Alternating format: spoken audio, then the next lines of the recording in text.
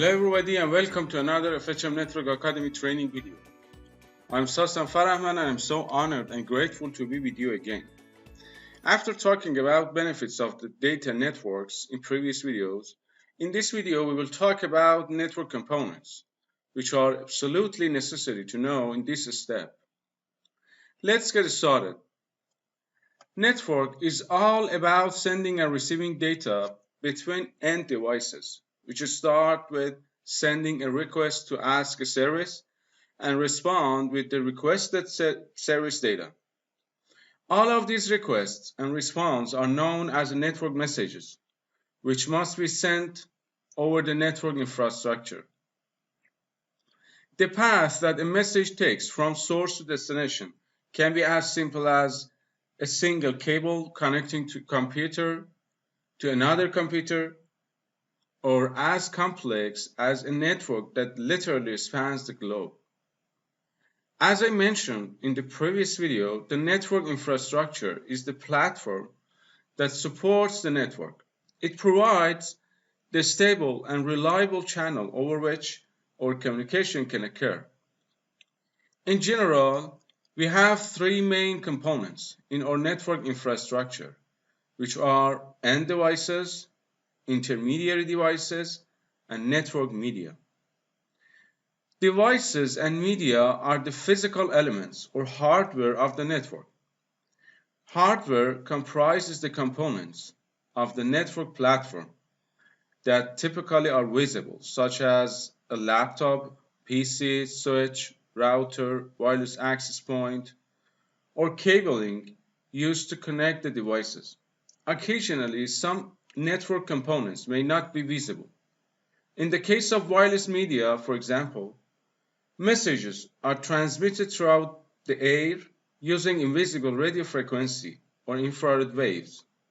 Let's dive deeply into each component and let's start with the end devices. The network devices that people are most familiar with are called end devices or hosts, or from just physical point of view, we would call them nodes. These devices form the interface between users and the underlying communication network. As you know, we could have different types of end device or node in the network, such as computer, which could play a variety of different roles, such as a workstation, laptop, or server that provides services like file servers to share file, or web servers that provide web service or sharing web pages to all other network end devices. Network printer, voice over IP enabled phone or IP phone, video conference stations, security cameras are all examples of network end devices. A host device is either the source or destination of a message transmitted over the network. In order to distinguish one host from another, each host on a network is identified by an address, which must be unique. When a host initiates communication, it uses the address of destination host to specify where the message should be sent. Every node that connected to the network, such as a host devices or intermediary devices, must have a hardware in order to connect the media and communicate over the network, which is called Network Interface Card or NIC. As you can see in the picture, all devices have network interface card in order to connect and communicate throughout the network. In addition to network interface card as a hardware component, every node in the network has a software that is responsible for providing network functionality. I mean, if you look at this picture, you will see different types of endpoints, such as IP cameras, IP phone, computers, or this switch, which is an intermediary device. All of them have software which enable network functionality. For example, when you open an application on one of these computers and want to watch the live video from this IP camera here, the network software or communication program on the source computer become active and send a request to its counterpart on the IP camera side. I mean, IP camera has a network software too, so when it receives a request from computer in order to watching its video, the camera starts sending video to that computer. As you can see on the both sides, I mean the source and destination, the communication program or network software is one responsible for sending requests and reply to the requests that received. So hardware like NIC and communication software are two elements that must be available on every single endpoints or nodes to allow them to communicate over the network. Let's talk a little bit more about NICs. Network interface card is a hardware component used to connect a node or computer with another node or computer onto a network. NICs are classified based on the type of media that can connect to, like wired or wireless media, and the transfer rate it supports. Network interface card can support a transfer rate from 10 megabit per second to 100,000 megabit per second. When it reaches to 1,000 megabit per second, it could turn to a gigabit per second. So we can say 1 gigabit per second, 10 gigabit per second, and 100 gigabit per second. The MAC address or physical address is encoded on the network card chip, which is assigned by the IEEE, the Institute of Electrical and Electronics Engineers, to identify a network card uniquely. The MAC address is stored in the programmable read-only memory, which is installed on the network interface card. MAC addresses are recognizable as 6 groups of 2 hexadecimal digits. As you can see on the picture, the first part of this MAC address is OUI, or Organizationally Unique Identifier, which is assigned by IEEE. And the second part is a random number, which is assigned by vendor. With this unique MAC address or physical address, when you send a pack of data from a computer as a source to a destination with a specific MAC address, it is obvious that data would receive with the computer that expected, which is the computer that its MAC address written on the destination field on the data frame or pack that we use to send a data. Let's take a look at these NICs and see what does it look like. As I told you, we have two different types of network interface card based on the media that they connect to. The first type is wired network interface card. These two types of NICs are installed on the computer or servers to connect to wired network. And these small creatures are SFPs, or the small form factor pluggable, which is a compact, hot pluggable network interface module used for both telecommunication and data communication application. These SFPs use primarily in network and storage switches. So we can't connect these SFPs on a computer. They designed to be connected on a switch interface. And these are wireless network interface cards that use in wireless network to connect computers to an access point and make a wireless network. End devices could connect to each other as simple as a direct connection with a direct cable. Or if you have more than 2 end devices, you can connect them with a shared bus with just a cable as a backbone and connecting all the end devices to the backbone. In these two ways to connect end devices together, we don't have intermediary devices. We just connect end devices with the cable or media. But in the third way, we have a switch as an intermediary device, and all end devices are able to send and receive data throughout this switch. Actually, the third scenario, connecting end devices together with the Ethernet switch, is the way that these days we use to build a network. Directly connected scenario is possible right now, but the shared bus is not available anymore.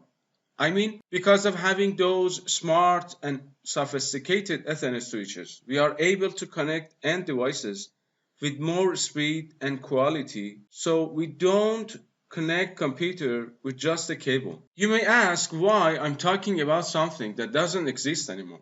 But if you want to understand what is going on in an Ethernet switch, you need to understand the way computers send and receive over those shared bus network, which we will talk about in network topology chapter later in our video series. Another significant component of network infrastructure we should talk a little bit about are intermediary devices. Intermediary devices interconnect end devices. These devices provide connectivity and work behind the scene to ensure that data flows across the network.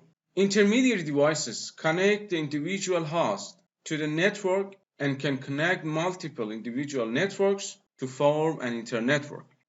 Network access devices such as switches, wireless access points, or internetworking devices such as routers, which join multiple computers together, and security devices like firewalls, which are able to monitor incoming and outgoing traffic and permit or block data packets based on a set of security rules, are all the examples of intermediary devices.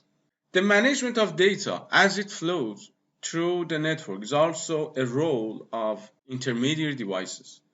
These devices use the destination host address in conjunction with information about the network interconnections to determine the path that a message should take through the network. Processes running on the intermediary network devices perform some functions such as regenerate and retransmit data signal, maintain information about which pathway exists throughout the network and internetwork, notify other devices of errors and communication failure, direct data along alternative pathway when there is a link failure, or classify and direct messages according to quality of service priorities, or finally, permit or deny the flow of traffic based on security settings. As you can see on the picture, we have two different networks with different types of endpoints. Right here, we have clients connecting to the switch in this network that need some services which are provided from these servers up here. In order to connect these two networks, we have Firewall in the first place as an intermediary device that provides monitoring service for traffic sending to those servers. After forwarding traffic from Firewall, we have a router as another intermediary device to connect this network to another local network up here. If we look at the server-side network up here, we will see that we have all mentioned devices up there. I mean routers, firewall, and local switches. Communication link between these two networks could be a satellite link, which would use in the case that these two networks are located in different country, continent, or line communication between widely separated geographical points. Another way to connect these two networks is using a wireless point-to-point link. A wireless point-to-point link is used to connect two fixed points where we are not able to use cable. Or we can easily use internet as an intermediary backbone to connect our network, which is used more than all other solutions these days. Since we talk about network intermediary devices such as switches, routers, and firewalls, let's take a close look at each of them. As you can see, these switches have interfaces or physical ports that end devices could connect to. Each interface on these switches is in fact a network interface card. Switches are different based on the scale of network that you want to use those switches in. These switches are used in a small office or home office, and these switches usually used in enterprises, and this big one is a modular switch which is used in data centers. And these symbols are used to represent an Ethernet switch in a network diagram. Routers are another intermediary devices that are considered a gateway to other networks. The most familiar type of IP routers are home or small office routers that simply forward IP packets between the home computer and the internet. More sophisticated routers, such as enterprise routers, connect large businesses or ISP networks up to the powerful core routers that forward data at high speed along the optical fiber lines of the Internet backbone. This symbol is used to represent a router in a network diagram. And the last one is firewalls. A firewall is a security device that can help protect your network by filtering traffic and blocking outsiders from gaining unauthorized access to the private data on your computer. The term firewall originally referred to a wall intended to confine a fire within a line of adjacent buildings. A firewall is a network security system that monitors and controls incoming and outgoing network traffic based on predetermined security rules. Firewalls are recognized as a network-based or a host-based system. Network-based firewall is a hardware that can be positioned anywhere within a LAN or WAN or the internet. All these firewalls on this picture are network-based firewall. Host-based firewall is a software that deployed directly on the computer to control network traffic or other computing resources. These symbols are used to represent a firewall in a network diagram. The last component that should be considered is network media. Communication across the network is carried on a media. The media provides the channel over which the message travels from source to destination.